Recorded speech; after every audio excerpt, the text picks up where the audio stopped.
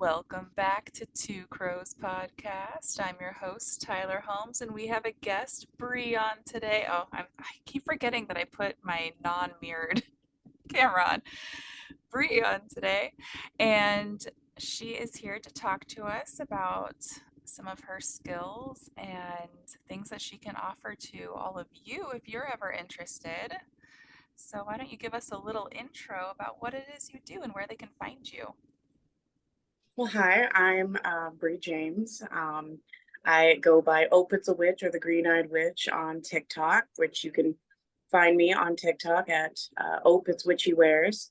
I have a website. I'm a spiritual counselor. I'm an intuitive reader and a tarot reader.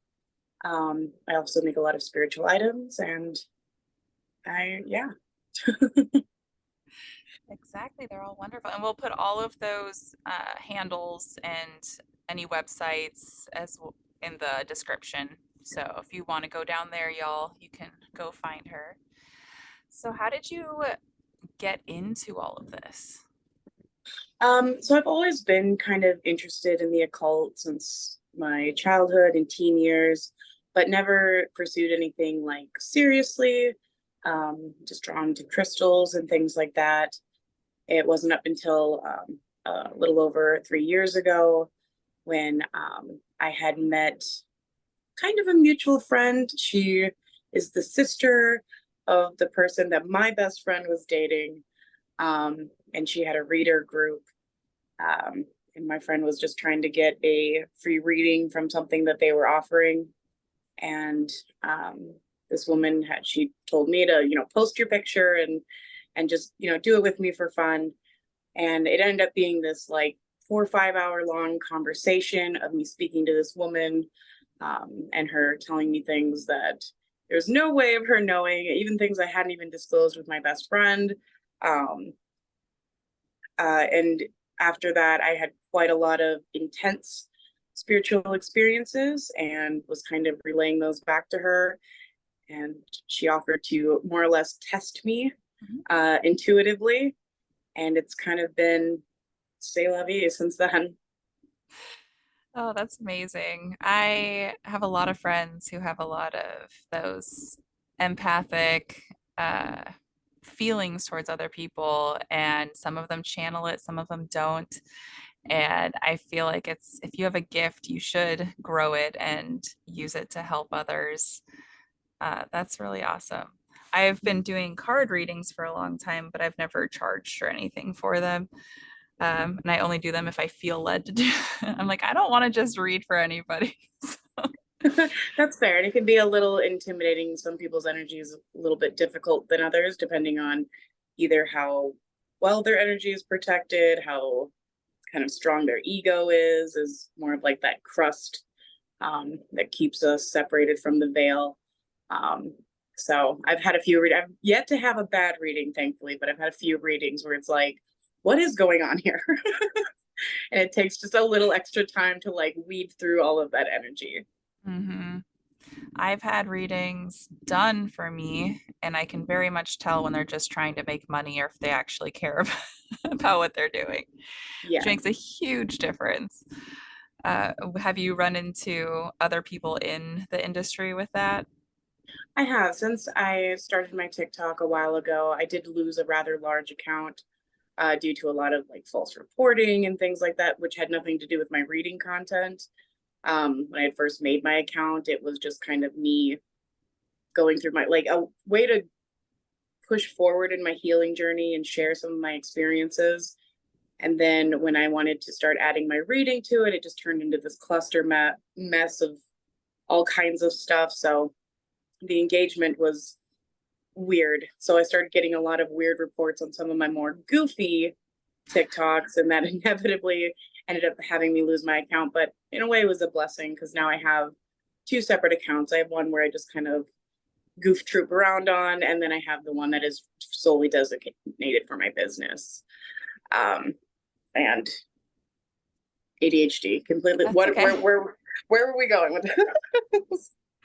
um, No, that Oh, answered the oh, other question. people in the industry, Yeah, yeah. and when I started growing my following and started doing more readings, it started connecting me with other readers.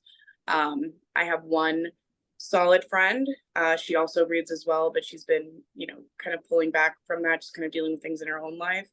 But it's nice to have somebody else who doesn't think you're a total Looney Tunes Magoons to kind of bounce things off of when you're struggling trying to sort out your own energy and situations and even abilities.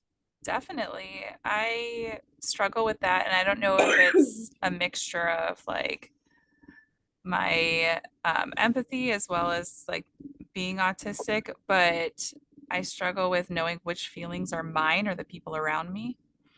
And so having the exercises to figure that out is probably big, and having someone to bounce that off of and try to sort out. It's kind of like having a spiritual therapist. Yes, yes, in a lot of ways, and that's a big part of what I do with the spiritual counseling specifically. It's very broad in what services I provide during that kind of a session with somebody. Some people come to me to learn how to strengthen their abilities. Some people just really need a safe space to speak to somebody, and they can't really afford or go through like a traditional therapeutic route, like going to see a psychologist and things like that. If I have anyone that which hasn't really happened yet, but if someone does come in and it's kind of like, this is a little, you really should probably go see a medical professional, I will refer somebody, but I haven't really run into that too much. A lot of it is teaching people how to differentiate between your energy and then influential energy. Yeah. Because a lot of people think that you have to be right next to somebody in order for their energy to affect you. And often that is very much not the case. You'll be sitting completely alone in your home and you're like, why am I so anxious and nervous? Like for the last half hour, there's no reason. There's no reason for this. Like, and I even feel fine, and I'm aware I feel fine. Hmm. And then you get a phone call from someone who's having like they want to talk to you, but they're nervous about what they're talking about. An example of like that. Oh, definitely. I have a best friend that anytime either of us are going through a hard time and before we even reach out to that person, we can already feel it. And I really believe in those connections that we build between people, whether they're positive or negative. Yeah. Because I can also feel it with some toxic family members as well that I don't want to be connected to. But yeah, that's huge. And I'm glad that you do what you do, because both our mental and spiritual parts of our, I've been sewing faux fur on things, so I have it flying all over the place. Love it. That wasn't an orb. No. So, but yeah, they both go hand in hand. And if one is unhealthy, I feel like it drags the other one down. Absolutely. And you can, um, if you're not able to, a lot of issues that will come with people that are what we would call awakening to the veil, to their own abilities, to things Mhm. like that. If you're not able to ground yourself mentally, energetically, and other things like that, you can, in fact, induce a form of spiritual psychosis, and that can be extremely dangerous.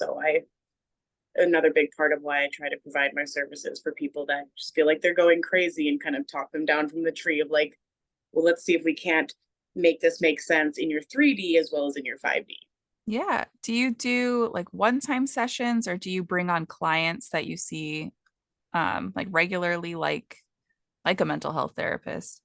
So it's a little bit of both. I have people that do come back. It's not as frequent, like, once a week or something like that, like you would see with, normal counseling or psychology session.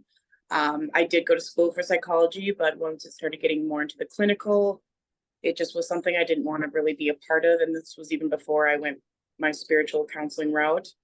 But I found that it was a good way to kind of mesh the two worlds together. And they also, having that kind of background helped me in my own journey. Um, and so I have people that are somewhat regular where it's like maybe once every couple of months, but I also don't stick it to just a 1 hour session. I've Hmm. had sessions go upwards of 6 hours. It really depends. I like to take my time with somebody, and it really just depends on what they're going through.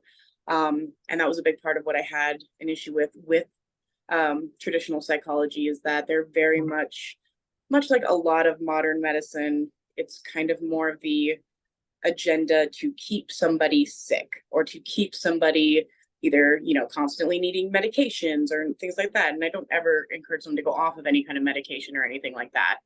But it's more of like, you can't get really much of a breakthrough with somebody within an hour. You can within 2 to 3 hours, Hmm. because then you have them kind of releasing and processing. You're able to give a little bit of feedback, and you'll find that often a lot of people just need that space to be able to say something out loud, to be able to fully process it. And if you give them the full amount of time that they need to do so, they get hit those epiphanies a lot faster than what would potentially take, months or even years with a normal clinical setting of like a having meetings with a psychologist. I feel like that's why mental health retreats work so much better than Yeah. just going and meeting with a therapist too. No, I would absolutely agree with that. Yeah. Because then Uh, you're immersed in it and mhm. there's enough of a break, but it's not so much of you don't really hit that real nitty gritty of something and then have to wait a whole other week. You're just constantly immersed in the Yeah. environment. And for me, between my one appointment where we didn't finish everything and the next one, new stuff comes up too. So you never end up actually dealing fully with that stuff from the beginning. Right. It's just more about having that, making someone in this state of just constant prolonged care. Yeah. Yeah. That's why I've been in therapy since I was 7. Oh gosh. I feel like it's more to make someone be my friend for an hour. You know what? And sometimes you need that too. They're like, we'll get paid. It's fine. No, it's been great. I love so I mean I've had have you had clients? So I know it's like this in other therapies, but have you had clients that you've had to say a different medium would be better for you? Like we're not really vibing and connecting? Not really. The only time I've ever faced an issue is with um some of my male clients who really only accept my or like purchase my services in order to try to get some kind of Hmm. in with me, to be able to like communicate with me personally and things like that.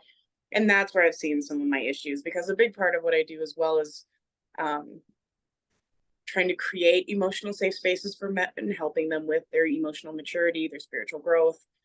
And a lot of them that really don't have any interest, they kind of put that facade of wanting that growth. Um, they have a hard time disconnecting with actually taking advantage of the real service and just, listening to me talk, or, throwing out these little, trigger words, spiritual trigger words that they pick up on TikTok. And I can usually pick up on that relatively quickly, but it's still that I still try, it's Yeah, like maybe yeah. I can still try to get through to you. And then after the session is over, there's a lot of unprofessional conversation that they try to engage with. And I'm like, that's not what this is, bud. I understand that. Yeah, Oh, especially when you're very clear about providing what service you are giving them and they're providing it money for that service and you're giving them exactly what they paid for, but they seem to think that since they gave you money, they have access to more than that. exactly. That's Exactly. never appropriate. So all of you listeners, if that's the reason you're getting a hold of her, shame on you. Don't do it. I got a different website than that. No, I'm just Exactly. kidding. And that's websites also exactly what we say it is. Right. Right. You know exactly what you're getting. You know exactly what's going on going Exactly. in. And tipping does not mean that we owe you anything else. No, that's another thing too. Yeah, when they'll just like forthright give, you haven't even asked for anything, and it's like they portray it as like a donation or a tip or something like that, and then, oh, but I did this, so now you owe me this, and it's like, Yeah. no, no, I don't actually. So sorry. Tips me for my services. that I Right. already gave you. Right. I already knew that that session was awesome. Thank you for confirming. Oh, it's amazing. It is validating to receive a tip. So if you want to just Yeah. validate us, feel free. Right. So when you are going into a session, are there different types of sessions that you have?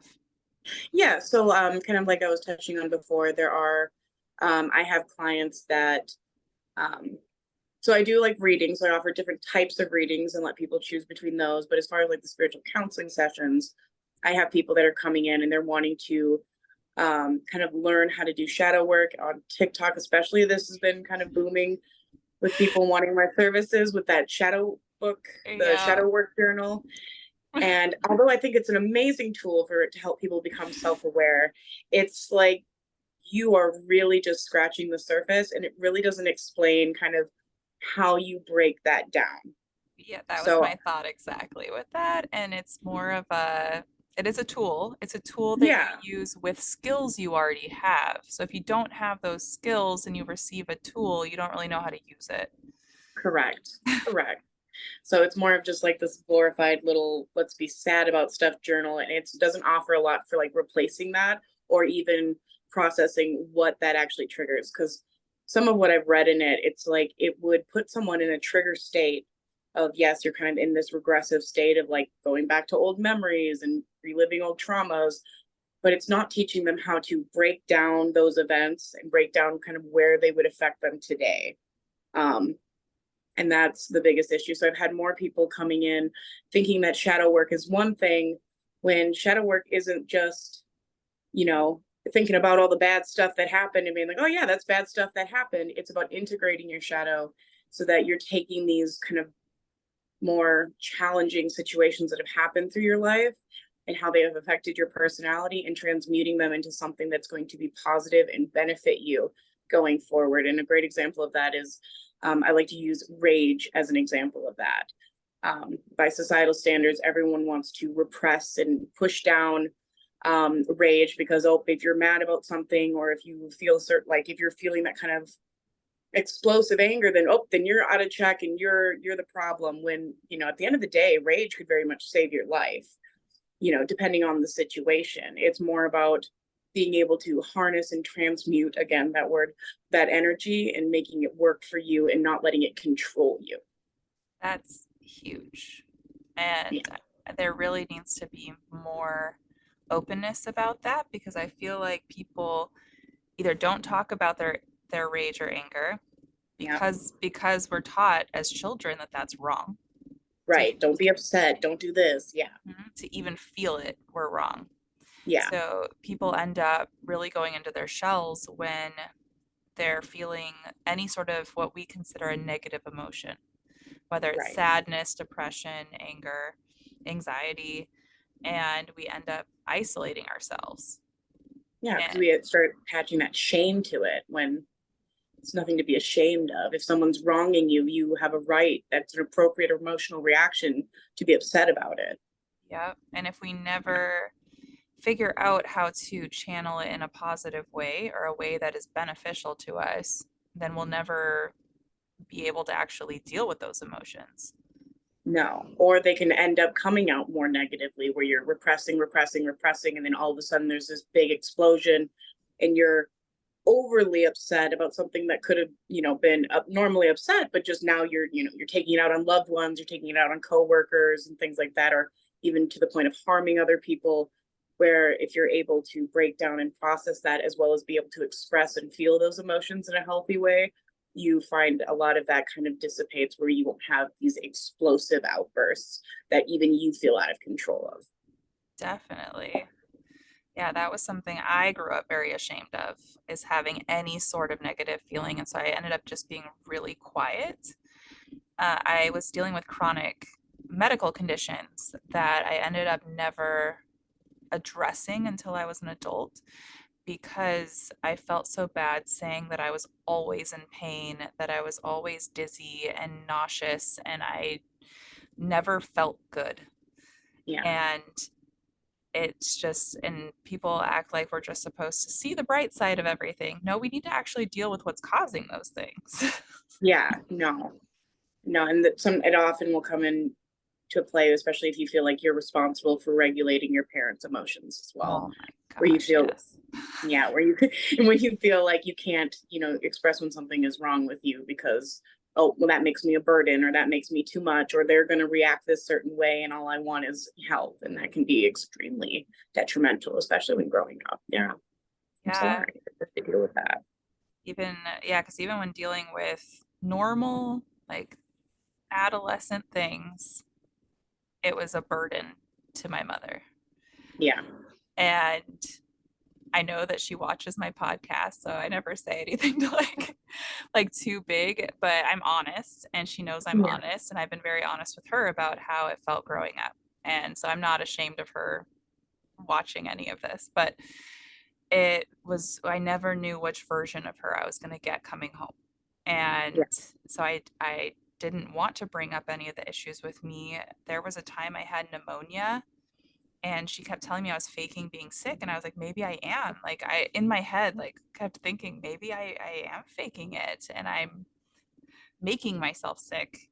Finally, she took my temperature. It was like over 102, and Oh we my went into the gosh, doctor and I had pneumonia. And I'm like, I was sick. I was right.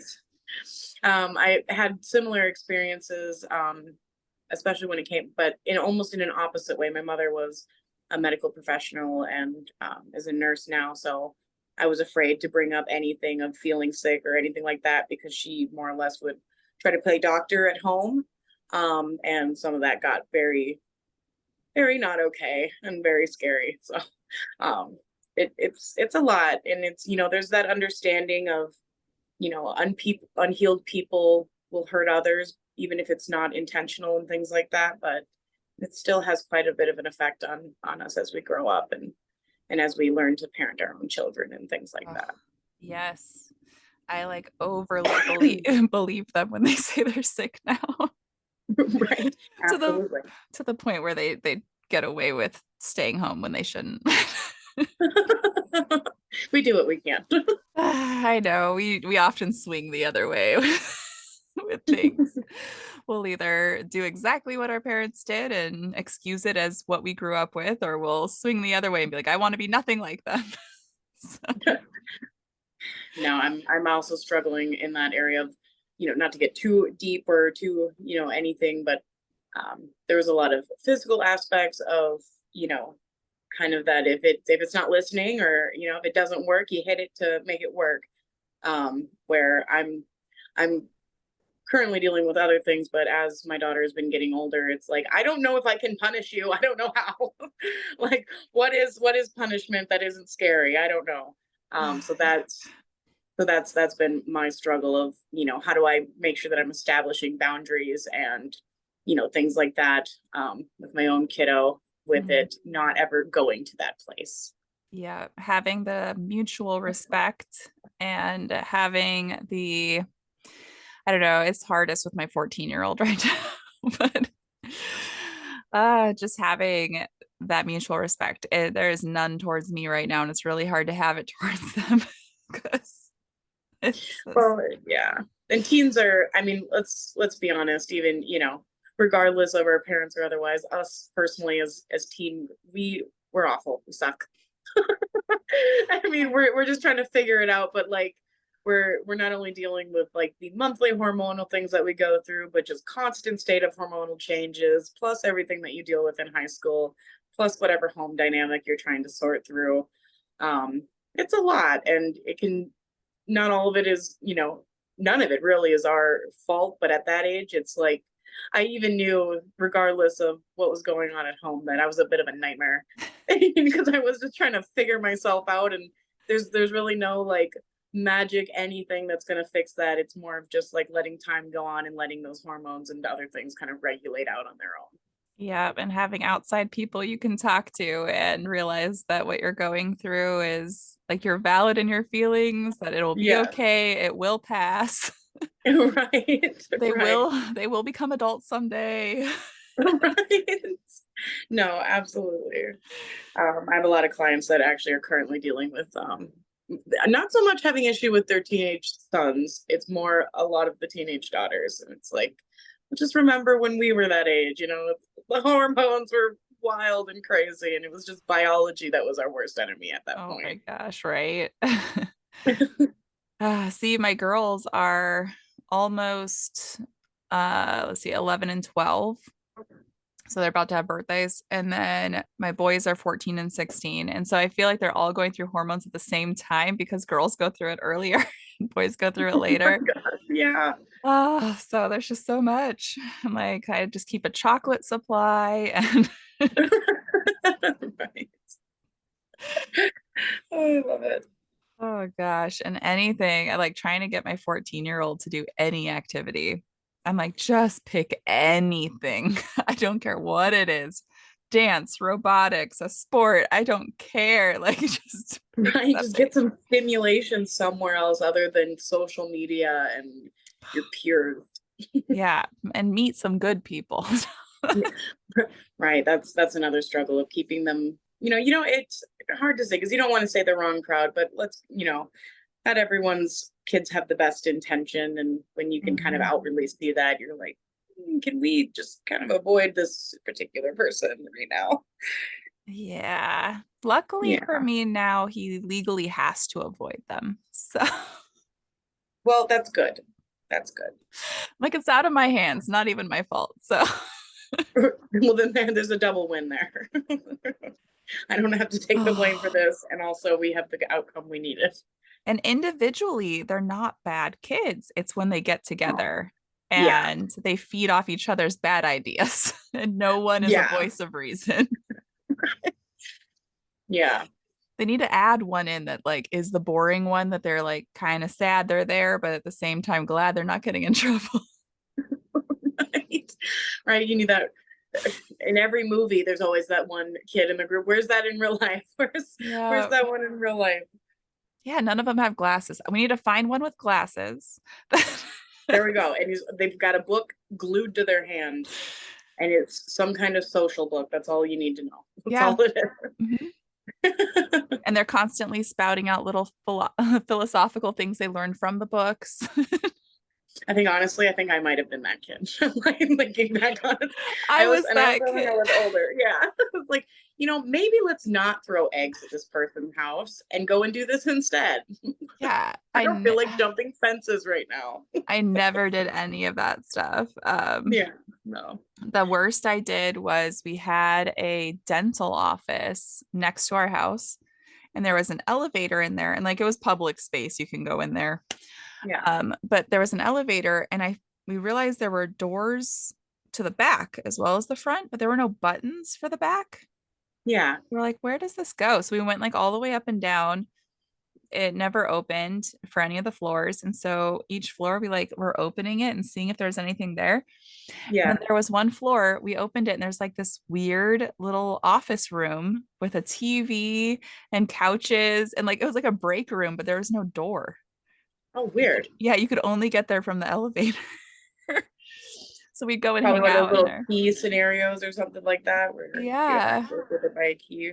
I think the other than some dabbling in substances, I think the worst, like as far as any other property wise trouble, was ding dong ditching. And we ended up ding dong ditching this couple's house a couple times.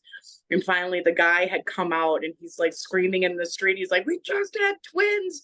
What are you doing? He's waking up." I felt the amount of guilt I felt, never did it again. Like, I'm absolutely gonna not. I'm gonna Not for taking use a chance. that. There you go. Take it. But no, I felt so bad because this guy like was just at his wits end. And I mean, sure, we were just trying to have a little bit of harmless fun, but at the same time it was like, man, I'm quite a bit older than my siblings, so I grew up, watching them and taking care of them essentially when they were very little. And I'm like, I witnessed and experienced some of that exhaustion, and you have two at once. I feel like an asshole. You go make them a little basket. So I'm so sorry. sorry. Here's some melatonin. Yeah, right. Right. Please just some sleep. I'm sorry, apologies, some tea. No, I probably should have, but that was enough to just be like, you know what? I'd rather just kind of destroy myself than other people, you know? Oh, I never ding dong ditched anyone either. I didn't know my brothers did. I was not a bad kid. Like, Yeah. You're like, I was just home hanging out. I snuck out of my room to go to my front yard sometimes at night. I had to do that at my dad's. And it wasn't even to leave anywhere, but like to go and hang out in the backyard because we had this really cool pond and I wouldn't be able to sleep. So we had these alarm systems on the windows Hmm. so that if you opened up the windows, it would just beep. It wouldn't necessarily make the alarm go off, but it would beep at the thing in his room. So I'd prop it open during the day so that I could sneak out at night and just go hang Smart. out by the little pond. Yeah. Sorry, Dad. Yeah. No, it's okay. He will probably never see this. I never did anything bad at my dad's house. There was one time and I felt so bad about it. We were at the movie theater and I don't even know what movie we were seeing, probably a Star Wars movie, but we had popcorn and I didn't get any the whole movie. And we had gotten a large one to split between our family. So four kids and two adults. And at Yeah. the end, I was like crying because I was sad I never got any popcorn. And my dad's like, well, you never asked for any. And I said, well, neither did you. He You didn't ask literally me bought either. the popcorn. That was my one attitude against my dad. Too funny. Yeah, I try not to cop too much of an attitude with my dad as well. Yeah. My dad was just so sweet. That's why. Like it was the opposite of why you normally would. He was so kind and like easygoing and easy tempered. That was the one time I ever saw him get really mad and he yelled at me after I said that. He's like, what the heck? I literally bought the popcorn. You saying I didn't ask for it? Oh, yeah, I was a very anxious child. Fair enough. My dad was like there was no physical or anything like he wasn't that, but he was scary in a different way, like in his presence. Um, he was a very intimidating guy and punishments were no joke. Like if I got in trouble, literally my alarm clock was taken out of my room because it had a radio on it. So I'd have to wake up with him at 4:30 in the morning. And he's like, Yeah. and you're up. And if you miss school, then it's gonna be worse. And it was things like that. So yeah, I for the most part tried to mind my P's and Q's, but again, self-destructive behavior was a thing at the time. Yeah. Yeah. My worst was kissing people. How dare you? How dare you Ah! kiss people? I barely got the chance. I wasn't even allowed to go and hang out at girlfriends' houses or anything like that when I was at my dad's. He was very, very strict. Yeah, my dad was like my dad, he wasn't strict, but we weren't allowed to go to people's houses. We weren't allowed to go outside without him, even as teenagers, Yeah. because he had been kidnapped as a baby. And so Oh he my God. was so scared of us getting taken or something happening to us Yeah. that even in our backyard, he had to be there.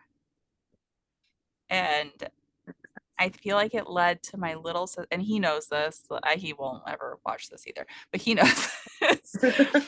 But my little sister just moved out of his house and she's 10 years younger than me, so she's 24. Okay. And we didn't think she ever would. But it Those was are just, babies. They're sketch. yeah. And she's a baby babe, being so much younger than us. Because so my siblings, my stepsister was 1 month older than me and my brother was less than 2 years younger than me. And then there was my little sister, 10 years younger than me. So we all were like the same age. And then her, Yeah. but her being alone with being so like protected, Yeah. even after she was 18, like protected like that. Yeah. And it was, and didn't get her license till she was like 21, 22, just because she was so scared to drive because she was scared of getting an accident, like this, very scared of the world. Yeah. And he saw like what doing that kind of got, yeah, we went How it one can way or the hinder other. somebody. Yeah. Yeah.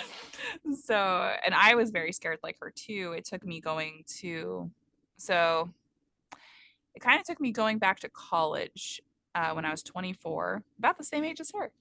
Uh, and realizing that I had a voice and that I could be assertive and that wasn't mean. It wasn't Yeah. mean to be assertive. And that's actually a good quality to have. Yes, yes. When as a child, I was taught that you're seen and not heard, and well, you shouldn't even be seen. Right. And do as you're told and do as I say Yeah. and not as I do. And yeah, And if you do anything to hurt anyone's feelings, like that's bad. You can't tell yeah, anyone you don't like a food that they made. You can't tell anyone, like, you can't be honest, basically, is what they. yeah. No, I have a lot of clients that also deal with the people pleasing tendencies, and they when it's the first few sessions, it's the first even bit of the conversation, it's jarring to them to be like, no, you can tell someone that you don't like something. You can tell someone that it's making you uncomfortable. You can do that and insert yourself, and that doesn't make you some horrible, piece of shit. Like it Yeah. just makes you creating boundaries and holding boundaries for yourself, which is healthy. Yes. And then it also, because we're also taught not to allow other people to, like, other people aren't going to do that either. So we're not taught how to not take offense to other people being honest with us. Like, if I make something like food and people don't like it, we're kind of taught that that's a jab at us. Yeah, Not that their taste buds are just different than ours. right, right. How dare you? So we'd rather them lie to us than just be honest. Oh gosh, yeah. And so I try to teach my kids that you just be honest. And it was the best thing. Oh my goodness. I was sitting at the kitchen table and my daughter was just with her friend and they had had a sleepover the night before. And they're standing there and one said, I'm really bored of hanging out with you. Why don't you go home and we'll play again tomorrow? And the other one's just like, okay. I love that. Neat. That Okay. that would have never happened when I was a child. It'd be tears. Be like, oh my gosh, you hate me. Yeah. And when my best friend for a really long time, we would go on trips together. And I had just discovered my own neurodivergence and was learning about myself and being overstimulated, and that that's okay to take your time away when that happens. And I could tell she was. And before she even knew it, I was just like, hey, do you want to go back to the hotel for a little bit? I can go and do this thing. Like, I could tell when I asked her if she wanted to do it, it was like she said yes, but didn't really mean it. I'm like, it's okay. Do you want to go back, take a nap or whatever? And I can pick you back up whenever you're ready. She's like, yes. I absolutely want to do this. Dropped her off. And an hour and a half later, she texts me, okay, I'm ready again. Yeah. I'm like, perfect. Let's do it. It's nice. It's nice when even though it's not necessarily our responsibility to regulate someone else's emotions, it's still nice that when we're becoming aware and, able to kind of identify whether we're getting overstimulated and things like that, that we can help someone else who isn't quite there come to that realization that that's okay to be like, this is a lot for me right now and I want to take a break, and then that be totally okay. And It's a yeah, bit and of a feeling. after that day, she was okay with saying it to me, realizing I would understand. But other people Yeah. don't. Like her husband at the time did not understand. Mm. Took total offense to her not wanting to be with him for a little bit. And I'm like, we can just sit in the same room and read if you want. Like, if you want to talk. Like, That's one of the things I probably love the most about my best friend is that we've almost always had that kind of unspoken understanding for whatever, even before we were aware of our own kind of offness. I don't know how to really words that right now, but that mhm. we like to hang out differently than other people like to hang out.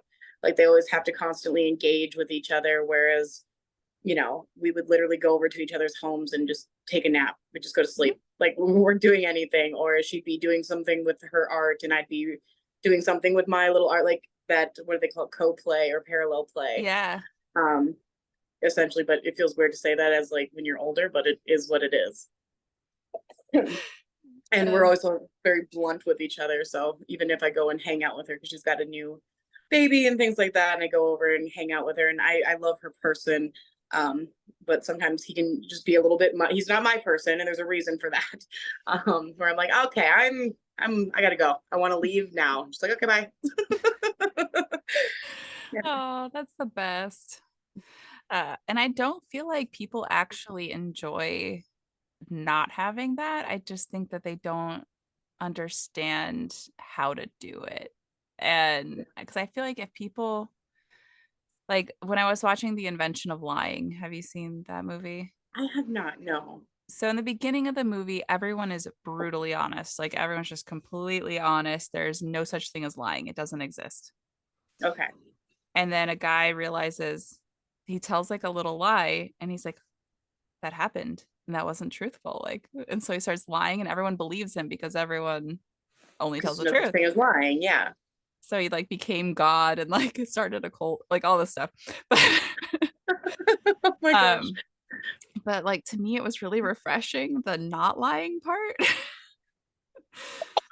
I was just gonna say when you started talking about that, about how like that sounds like a dream. Never having to guess what someone is thinking or feeling, they'll just tell you. Like they go on a blind date in the beginning, him and the guy, the main guy and this girl, and she's just like, I do not find you attractive. Like right at the beginning. Thank you. Let's just good. I'm gonna go F off now. Yeah. Perfect. On to the next one. On to the next. I that would be nice as far as dating goes, that's for sure. Dating as a spiritualist, I would find very difficult. Because even because people, in talking about that, people think that because I identify as a psychic and a medium, and then I, do all this other stuff, they're like, well, can't you tell right away if someone's a piece of this, that, or the other thing? And it's like, it's not as simple as that. One, No. I'm not constantly opening myself up to read somebody all day, every day. That's not healthy spiritual boundaries, for one. And two, that would be just even more so exhausting than the energy that I have to deal with on a daily that I do sign up to deal with. Um, as well as there's a lot of different dynamics to deception and things like that. Someone can have kind of deceptive or sneaky energy, and it's more about them not having the confidence to say what they do want to say or other things like that. So it may not be something malicious, and it may be something kind, but they're nervous or they feel, Hmm. embarrassed, or we're operating out of their own wounding and things like that. As well as a lot of people have a hard time grasping the concept that when someone masks for so long, they portray a certain personality. There is a part of them that believes that that's who they are to their core, and they will project that type of energy until you like actually start digging into the energy, which isn't fair to do to somebody without their permission. And a lot of people just don't fully grasp that. So there's spiritual consent as well. I like to go off the premise of, I'm not here to tell anyone how to live their life, and like not even close. Mhm. But for my own personal practices and belief, I find it to be very important to not try to read or dig into somebody's energy without their permission or without their knowledge. Oh, that makes complete sense. I mean, of Yeah, course, there's going to be times where you do for your own protection, but you're not right, going to tell them that and tell them anything about their life and what they should do. It's more for you. right. And we all do that. We all read certain people's energies, whether it's through their body language, voice, or just a feeling. Yeah. And it's not your fault. You can feel more than a lot of other people can.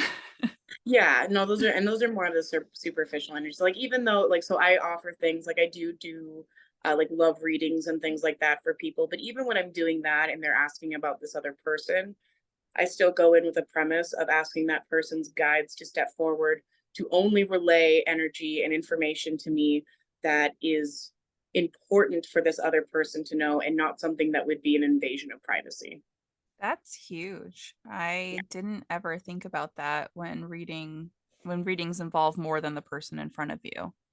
yeah. So when you talk about guides, I know for me, I know what it means for me, but for other people listening, what are the guides that you are asking, or how So do you guides find them? can oh, so guides can be a lot of different things. Guides can be certain deities in, Mhm. from any walks of religious paths. It's really, there's, it gets a little bit difficult trying to explain to somebody that I do not follow Abrahamic religions, but I do have like Archangel Michael, I would consider to be one of my guides.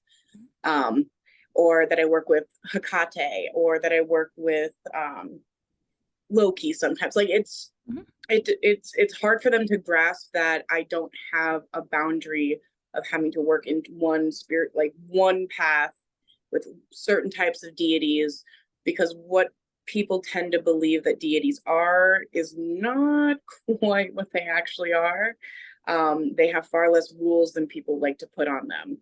But guides can, apart from deities or gods or whatever, guides can be past loved ones, family members, things, people that you've had, friends that you've had in this life that have passed on. They can be ancestors, people from your bloodline, or from past lives that you've had that come in and help you energetically. It's really important that if someone is going to work with their specific guides, that they take the time, whether through meditative practices, divination tools, however, whatever they're drawn to, but to be able to pinpoint who exactly they're working with and how that guide wants to be addressed and worked with in return. Um, like for me, I consider my little sister to be one of my guides, as well as my grandmother. I also believe that I have a warrior guide that's from one of my past lives where I didn't know him in this lifetime, but he still has ancestral ties to me. Um, so there's a lot of different people's guides are kind of people's guides, Yeah, yeah. and it really just depends. Yeah. So it's what's important to them and what they believe in and what energy it is they are drawing to themselves. Yes, and I get into a little bit of trouble. Trouble. I mean, you can't really get into trouble with another adult because you're an adult. But in the spiritual community, I get a little bit of pushback because I'm not really big on closed practices. Now, does that mean I think that someone should just start picking practices out of the air and completely disrespecting them? Absolutely not. But I do believe because we have past lives that may not involve our current bloodlines, Mhm. and because we do have ancestral history, that if you are drawn to a certain practice, that is most likely a practice that is in fact meant for you, regardless of someone else's rules or stipulations, as long as you're honoring that practice and giving it the respect that it deserves. Oh, I 100% agree with you. I don't hear And that often. no, I really do. And I think I've talked on that before is we aren't like right now we are such mutts of so many different things. And so my dad's native, my mom's Scottish, and very also very like Scandinavian, but then we're also Romani. So there's just a whole bunch of different things, and I feel connection to all of them. And so I feel very a lot of connection to the Romani people as well as the Siksika people, which is the tribe that we're from. And then the Apache, which brought us in because we lived near the Apache, and they brought my grandfather in and said, "You're Apache now." Um, and there's different ways to become connected to things as well, besides just bloodlines. There's um, like chosen family as well, and I just after I left the Christian faith, which my next guest that I'm recording with later tonight, we're talking about our religious trauma. That's always a fun topic. Ah, we both we both went to Baptist school. Oh, wow. Uh, and I grew up IBLP, so like the same cult as the Duggars. So, My stepmother is Mormon or the Church of Latter Day Saints. So yeah, yeah, ooh, yeah, I feel yeah. there's a lot of stuff to uncover there. But after I left that and I started really in college again during that still time of both my mental, emotional, and spiritual awakening, of realizing there's a lot of different pieces of me. I'm not this one thing I've been told my whole life that I am. Is when I really started digging in and discovering and learning. And I wanted to learn from the actual people.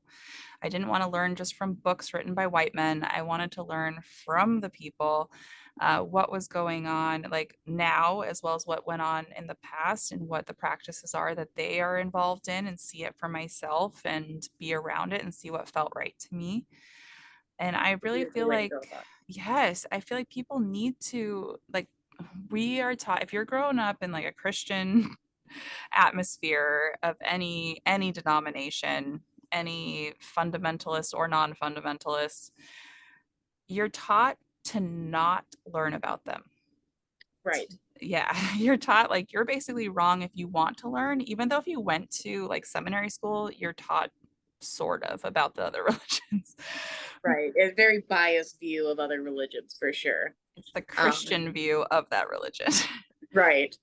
And then even if you're not going into that, like even if someone's trying to step into the spiritual community, you'll get a lot of this gatekeeping, because they'll tell you that you can't do this or learn this because it's not your this or that. A great example that I like to use to kind of help somebody broaden their perspective on that would be the documented instances of children who experience past lives. And one example in particular is there was a little boy, don't ask me city or state or dates right now because I literally immediately forget everything I've ever known. But this young man, he was about 8 years old, and he was obsessed with the Chicago fires, like absolutely obsessed with the Chicago fires, and he was convinced that he was an African American woman who had died in those fires. Well, when they actually started like getting into it, having him meet with a psychologist and him breaking down everything, he went into so far into details of the building layout and what floor he was on, and his family members, his daughter, I believe, who was still living.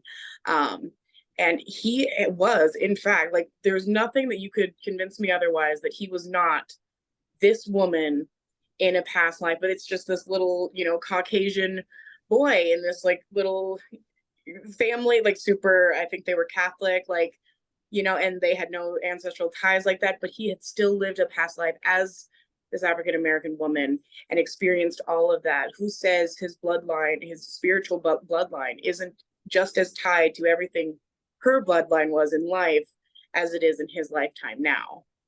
I had literal chills while you were talking about that. I've heard of a lot of children, and they usually ignore it. The parents ignore it. Right. But the ones that have dug into it have been very accurate. Whether it's a recent or a very past life, that there's evidence of that person existing that they say that they were. And they Mm-hmm. aren't like a big, like famous person. It was a Right. It's not, just a person. yeah.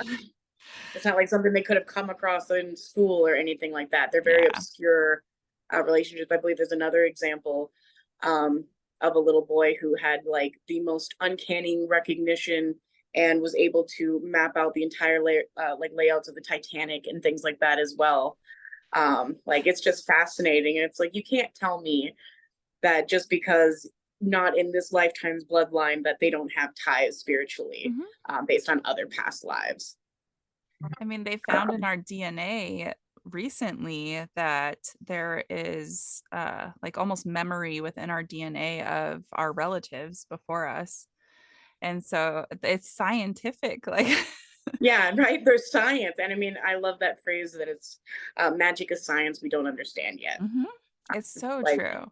it literally Like the is. herbs, like there's so much within the healing community of healers that I know that's medicinal. Like some of these herbs are using are literally in the medications that they're giving Yeah, people, and or yeah, where they derived them from originally and then made them more potent or whatever, uh, right.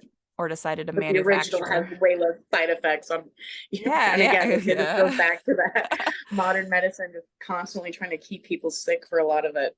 Hmm. Um, yeah, It's like if you were to true. look at me, you probably wouldn't guess that I have blood ties to Egypt.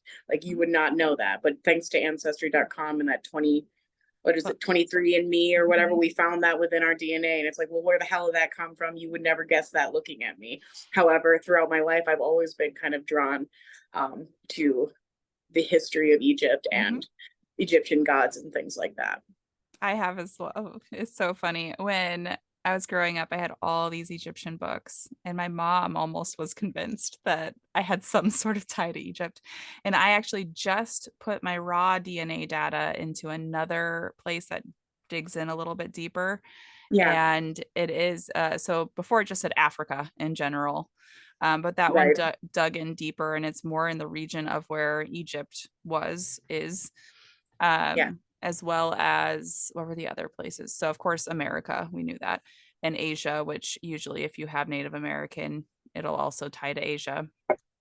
Uh, and then like the Scandinavian area, like it dug back way back into prehistoric DNA of like where your ancestors migrated from, and it was very Yeah. cool. That is super cool. You'll have to share that link with me Yes, because I would love to dive in deeper in that.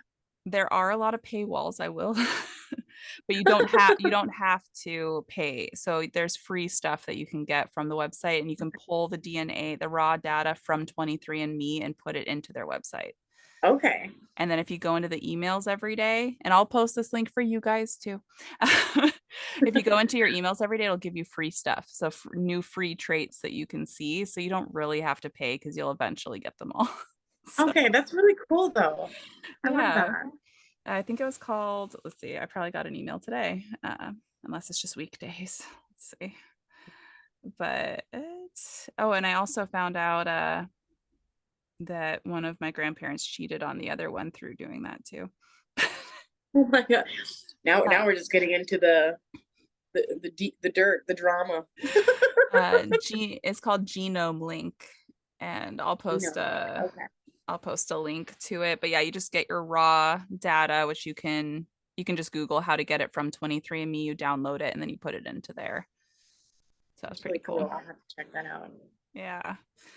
I didn't find any long lost relatives, but That's okay. I was like, maybe I have a sister out there. Yeah, I don't know. Yeah, I don't think I don't know if I do, and I'm good. But my brother's really my brother, and my dad's really my dad, and my mom's Well, really that's my good to know. mom. That they all did it, so it's all like in there with us. But I don't think I could deny my family if I tried. I look when I was younger, I looked exactly like my mother, and as I've gotten older, I'm the female version of my father. You do those little TikTok filters with a beard. I'm like, this is my dad. This is literally my dad. I look exactly like my brother when I put the beard on. I even posted That's a awesome. video because I did it of like my brother at my funeral, like being like, "That's not her." Like, what? When people are saying nice things about about you at your funeral, and then I'm You're like, right. I was like, "Oh my gosh, that looks just like my brother." So I made another video with pictures of him, and I'm like, "That's that's the same person." Right? With the same person. That's hilarious. So, Chris, you make a beautiful woman. And moral of the story. But I was curious, what types of readings do you do when someone comes to you for a reading? So I offer different readings at different price points.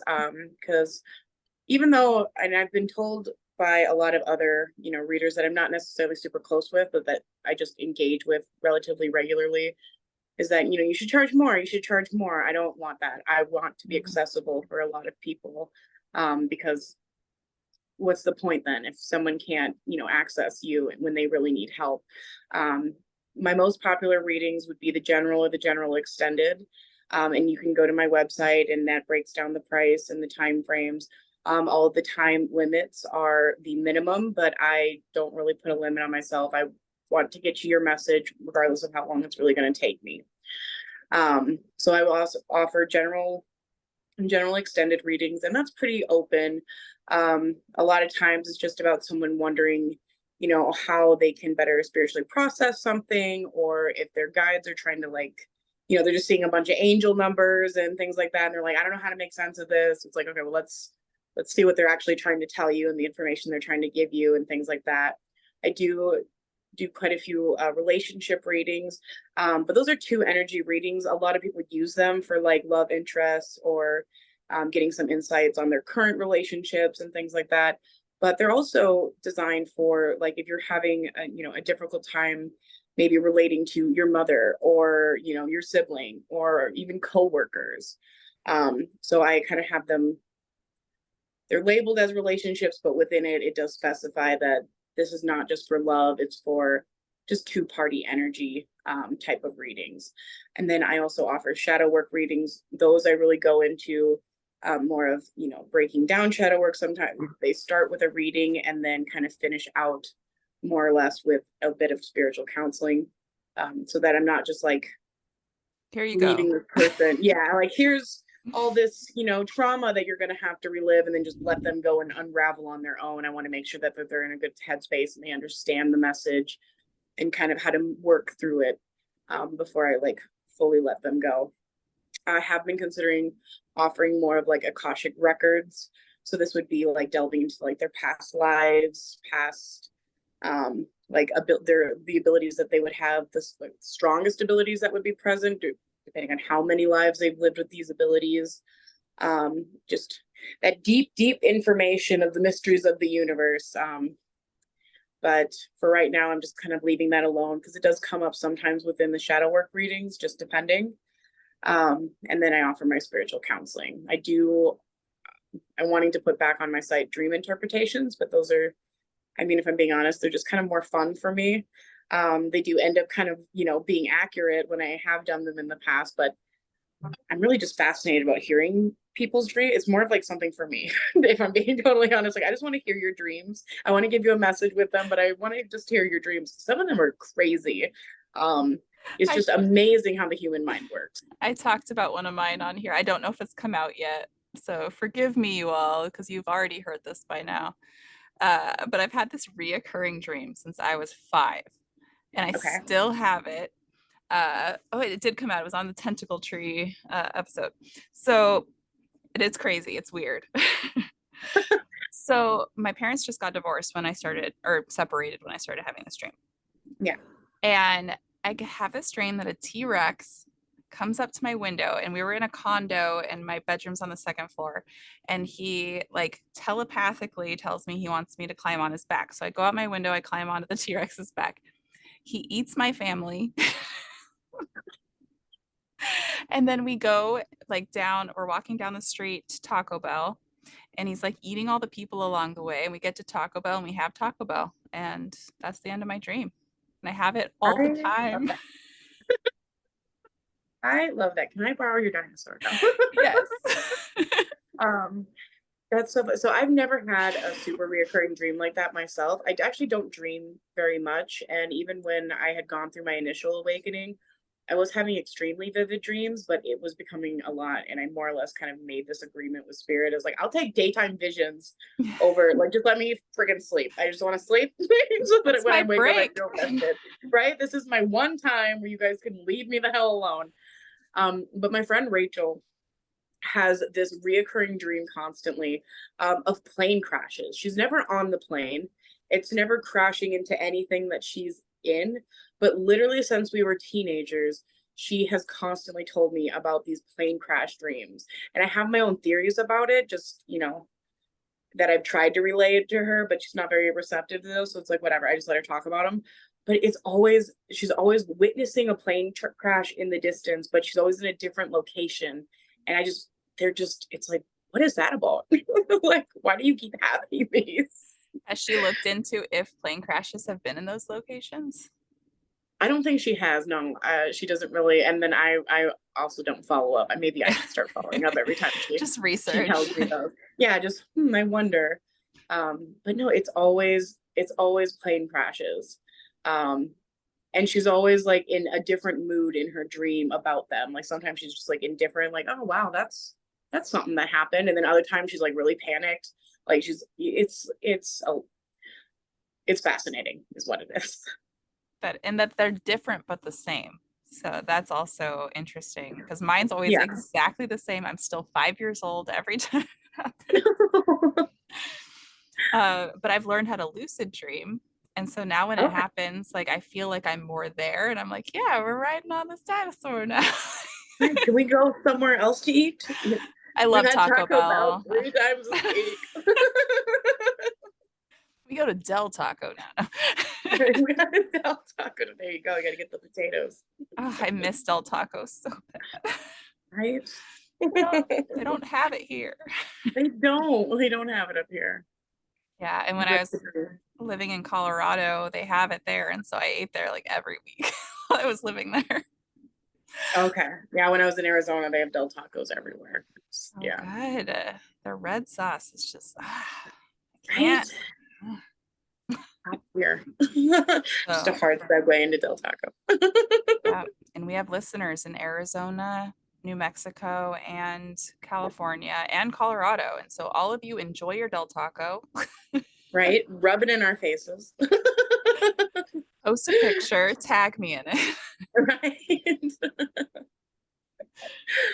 Oh gosh.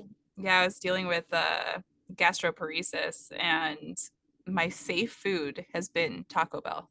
And I'm like, Oh, how is really? that a safe food for I anybody? was gonna say, I was like, that is surprising. Taco Bell usually gives me the rumblies in the tummies and not in a fun way.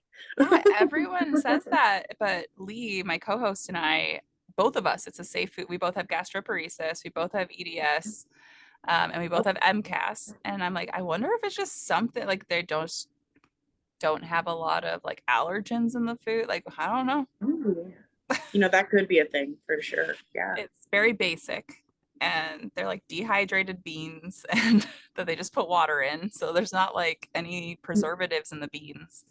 So Yeah. it could be that. And I don't usually get, I'm good with their chicken, not so much their Okay. beef. Yeah, their ground beef is, why is it orange? Why? That's always been my question. Why is it leaking orange? I mean, I'll eat it, but Right? It's like, if I have to, fine, but there's questions. I have questions. but their new enchilada burritos, oh, they're so good. I think the last time I had something from Taco Bell's when they came out with those the grilled cheese burritos where they had the crust cheese On the around them. outside, like, how do you eat that? Those were, I don't with great difficulty and a lot of meth, but it was good. I will say that. I need to try. I didn't get one because I saw someone else eating it. And I'm like, that just sounds terrible in my hands. But if I eat it with like a fork and a knife, maybe. Oh yeah, I was gonna say if you have sensory issues, yeah, don't touch it. That's for sure. Like definitely don't touch it. Super a lot. And I also never wash my hands right before going to Taco Bell and driving up there in my car. And I'm not going to wait till I get home to eat it. So, See, I've got one of those little hand sanitizer. I put it on my little car gear switcher. well, you're It's probably something smart. some that's generous of you. I think it's just paranoia, really. And not I even about like COVID or anything like that. It's just I don't trust other people and what they touch. I have my own soap in my backpack, but I should Oh, have there you go. sanitizer because I'm usually allergic to soap that's in like public bathrooms. So I'd bring my Okay. own. Yay, MCAS. But so I just have my own and I just keep it in my bag. I'm like, someone's gonna accuse me of stealing this from whatever store I'm in. But I mean, if they're that hell bent on the soap, yeah.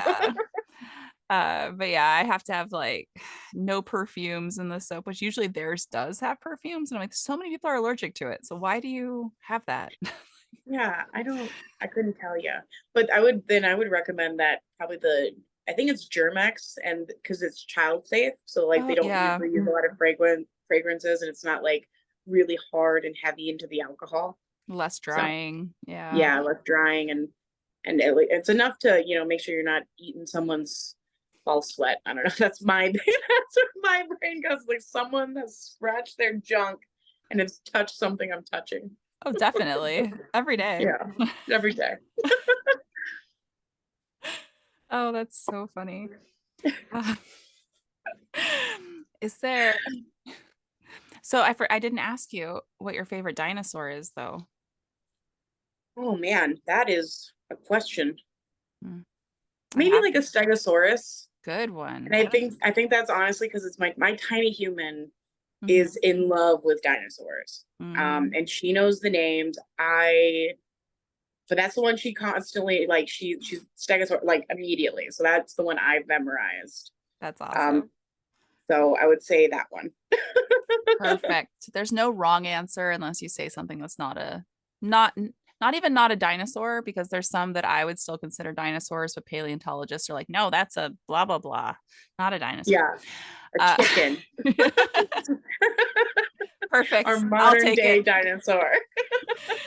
There was a video I just it came up on my memories of this guy introducing a T-Rex, or no, it was a dinosaur of some sort, to a chicken. Like, this is your great great great great great great grandson. And they're like, what is that? What is that? We shouldn't say that out loud. It's a chicken. Oh, I love it. See, that's why it's accurate when you get dinosaur shaped chicken nuggets. That's, fair dino nuggies. That's the move. That's the move. They taste better that way. It's probably what my tiny loves. She prefers the dinos over the little round ones for sure. I like they had Halloween ones that I got too. So there was little ghost blobs. Cute. I'm like, this just looks like a chicken nugget. Right? No, it's a ghost. Believe us. Oh, For and marketing. bats. The Oh, bats cute looked bats. a little batty. The ghosts just looked lazy. They're like, just throw the regular chicken nugget. We'll never know. Well, is there anything else you would like to bring up while we have you on here? I am currently trying to raise about $1,800 because I am currently in a little bit of a kerfuffle trying to get my tiny human back. So if anyone is willing to want to donate or contribute to that at all, you can find Cash App and Venmo through my website. And if you put two crows on there, I'll know that you're from the podcast, and I am happy to offer a reading or a spiritual item of equivalent value in return. Oh, wonderful. You guys do that. Do it. We love helping people. Lee, my co-host, actually went through some housing troubles, and we were able to raise money for her, which was wonderful. Got some repairs done on her RV that she's been living in. So yes, if there's some life things that we do not need to mention in order for you to help, you don't have to know what's going on, that would really, really be helpful to have that come in. And like she said, she's willing to give you a reading or something of equal value for that money. Or if you want to schedule a reading to help too, that would Yes. be helpful. So um, I'm going to challenge you guys to do a reading. That's your Right, homework. don't be scared. I find that a lot of people that like don't really dabble into this, they get really nervous about the readings. I promise I don't bite unless you ask. What kind of spiritual objects do you sell? Because some people are into Um, just having an object as well. so I personally, I am working on getting like the bulk crystals and things like that in my shop. However, I take the center cuts of seashells and I embed them with crystals, botanicals, and then encase them in UV resin. They work great for charging tarot decks. Because of their finish, they work great as like a worry stone. I Oh, actually just made yeah. a Slytherin themed one for someone to hang in their car on their rear view mirror. So you do So custom ones as well? yeah, no, I prefer to do custom. I don't. I do have some on deck, Mhm. um, but I prefer to do customs based on the kind of intentions and things that you want to bring into your life. And those are all showcased on my website. Some of the examples that I have. And if you just poke the witch, if you scroll down to the bottom of the site, I'm the witch. You'll be poking me. And just tell me what you're Poke. kind of looking for. Yeah, poke. And tell me what you're kind of looking for. That price that I offer on the site it encompasses a lot. So if you just let me know, favorite color and again, intentions and things like that, I'll be able to come up with a piece uniquely for you. Oh, that's wonderful. I have never heard of that before, the shells. I'm the only one that does it, I think, because I've looked it up. I've seen people do like the shell lids and then a little bit of that of putting Mhm. resin or other things in them, but never the center cuts or like pendants. They'll do the UV, but I think I'm still to this day the only one who does embedded center cut shells. And do you recharge them like you would your crystals? So I embed, regardless of whatever stone or color or anything that you want in them, every single piece comes with little bits of selenite in them. So they are self cleansing and self-charging, but Yes. they are strengthened also because it's UV resin. They are strengthened by the sun. If you live in Arizona or Texas or some of those very hot places, please don't leave it out because it will It get too melt. hot and it can potentially melt, or at least warp a little bit, at Mhm. very least. But they are strengthened by the sun, which I find to just be beautiful. And then, of course, if you prefer to cleanse with moonlight, they work for that as well. And they are waterproof, so you can cleanse with water, anything you really want. That's amazing. And then how do you cleanse your tarot decks? You just put it like with the tarot deck? I just set them right on top, like the same as someone would put like a chunk of, amethyst or tourmaline and set it on top of their deck. That's you just set it right on top. What are your feelings about funny tarot decks? What is funny tarot decks? What do you mean?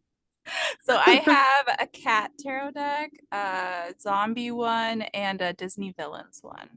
Oh, I love them. Especially being an intuitive reader myself. Hmm. I draw like I know the traditional meanings of cards, and sometimes those energies do come through, but more often to not, the message that I get from the card is going to be determined by the image that I'm drawn to on that card or the surrounding cards and kind of how they all flow together. So I think they're an amazing way of self-expression. I actually have one of my own decks that I sell. It's not a tarot deck, it is a messages deck. Hmm. Oh, I But I want a think messages deck. Oh, I'm gonna look. it's called the fuck about and find out deck. Yes. It's a very direct deck, and it also has some movie quotes and just some things that were more personal to me. It was a personal deck I never thought I was going to release, but enough people asked about it that I've decided to actually make it a whole thing now. But I love the silly decks because again, there's goes back to that gatekeeping. I don't think there's a Hmm. wrong way to connect with a deck and to connect to energy. What feels right for you is right. Well, some people use just playing cards. So, Yeah, no, yeah. yeah, because they correlate with playing cards. So, Yeah, so all of you Christians using playing cards, you're actually using tarot decks. right. Magic,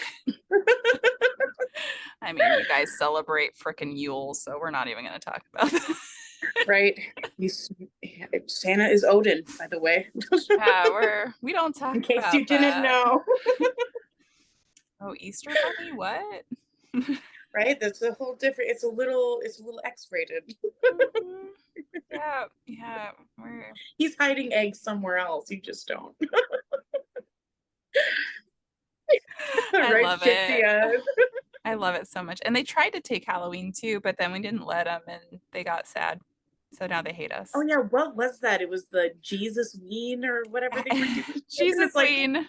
it's like this is But what you're even doing. but they There's even no way that tried to combine Samhain with Day of the Dead or All Saints Day. which why? Samhain is more of a tradition on celebrating the harvest and nourishing your loved ones and your community before you go into the winter months. It's completely different from celebrating, whereas Dias de los Muertos, where you're celebrating the Mhm. ones that have passed on and acknowledging them specifically. It's not that we don't incorporate some things like that, but it's more about the seasons. It's a celebration of the changing in the season. So it's like, stop trying to integrate everything because we're not all doing the same stuff. And Dia de los Muertos, they also, so it's funny. I love this about history, but I love that. So the Spaniards, when they came down and tried to Catholicized, yeah. Catholicize Mexico, they were like, well, there was a lot of different types of like voodoo and different things going on down there. And so they made voodoo priests Catholic priests to try to make them Catholic. And to this day, voodoo priests down in Mexico are Catholic priests. It's crazy. Just to be like, oh, well, we're not going to fully be able to make you Christian, but we'll just pretend you're Christian. We'll just pretend. Well, and they like to put their nose up at a lot of pagan and other traditions like that. But it's like you celebrate, like if you are a part of the Mhm. Catholic faith, you're cannibalizing. You're celebrating cannibalism essentially every Yes. Oh my time God. you're Yes. drinking the blood of Christ and you're eating the body of Christ. That's in fact frowned upon in most things. We're not doing that. We're not eating people. And they really believe, so if you're really like fundamentalist Christian or Catholic and a lot of the different sects of things, you Hmm. believe that it turns into flesh of Christ while you're digesting it, or blood of Christ while you're digesting it. So you really are, it's not just symbolism to some people, they believe that. No. Yeah, no, they believe it's a form of integration. It's like, Hmm. so let's just all agree that we're all a little crazy in our own little way and like, let's just let each other live. It's funny. I literally just saw a TikTok maybe about a half hour before I started getting ready to come onto this podcast where this guy was talking about how the kids from his local Catholic church were having a lemonade stand. And he's like, so if wine is the blood of Christ, what's the lemonade? I wonder if And they I'm would like, that's sell it if they're like, terrible. drink the pee of Jesus. The pee of Jesus. That's advertisement right there. That's marketing. I think they could go for 50 cents instead of a quarter with this. Right? Oh my God. I Oh, love it. This has been yeah. such a pleasure speaking with you. And thank you so much for Yes. inviting me. Thank you for coming on. And I will put all your links below. If you did you add in like Cash App or anything, or is that in your links? So, yeah, so if you go to my website, right at the very top, you'll see a button that says Find Me Other Places, as well as the readings themselves linked directly to my Cash App. Perfect. I will have that all in there for everyone on all the platforms. If you are listening on audio, this is also on video. So any of my episodes with a guest will also have video. The ones that are just me usually don't have video. But I'm boring to watch alone. So I'm sure you're not. no, it's just a lot of editing when I'm like trying to tell a story and my dyslexia is so bad. Right? You're just everywhere. Somehow we've looped around in three different stories. Where are we? If it's a 30-minute episode, you guys, it probably took me an hour and a half to record it. I can't say anything. Even in the beginning of this, when I was trying to talk about food, I'm like, wait a minute, what was the point? Where did it go? I tried to, oh my gosh, I was trying to say amortization, and I have worked in mortgages for a long time, and I just switched to leasing. Yeah. And they were talking about something, and it was so much like mortgages. I'm like, oh, so it's like they're re-amortizing. See, I still can't say it now. Um, they're lien so that they're ending at the same time as another lien. So they're Yeah. making bigger payments, and the lien's going to be for a shorter amount of time because Yeah. they're probably going to buy it out at the end. And I was trying to say that word. So on a group call, and I'm like, I can't, you guys. Sorry. I I promise. never mind. I'll spell it. Look it up. I know what I'm talking. It's correctly in my mind when I'm thinking about it. It's that mind mouth connection that'll get us. Doesn't happen. Just doesn't work. All right. So here's my awkward outro for you all because we know that I love a good awkward outro.